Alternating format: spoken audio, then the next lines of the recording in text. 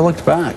And Tom's point is not lost on Donald Trump either. He just tweeted, professional anarchists, thugs, and paid protesters are proving the point of the millions of people who voted to make America great again. So obviously he's going to make some hay out of this.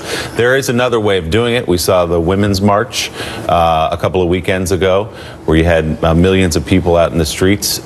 We have this morning Travis Kalanick, the CEO of Uber, resigning from Trump's advisory board, not because people were smashing the windows of Starbucks, but because people were putting financial, economic pressure on them. Well, a lot of young people come to me and say, I'm just outraged by what's going on. I said, rage is not a policy. That's my advice to them. You've got to figure out what you want to do. For example, there's going to be a big pushback about Judge Gorsuch on the part of the Democrats. They're going to make that one of the testing places for them. The fact is that this man has a very distinguished background in the judicial world. He has a doctorate from Oxford. I have friends in the federal judiciary who don't agree with his philosophy, but say there is not a better judge in the federal circuit right now than him. So why pick that as a fight? Because who are you going to get next? And what issues are you going to raise, given the reality of where the Democrats are at this moment?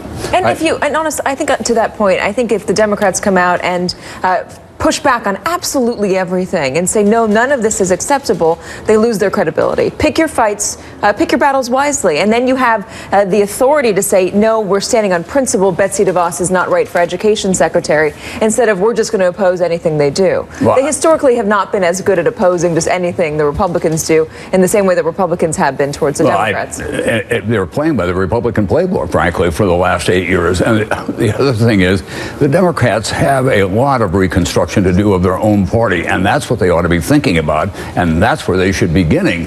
They should be out in the middle of America saying, what do we need to know from you, rather than sitting in Washington re-electing Nancy Pelosi after they've lost the House 3 different times. Tom, I'm sorry, David Ignatius has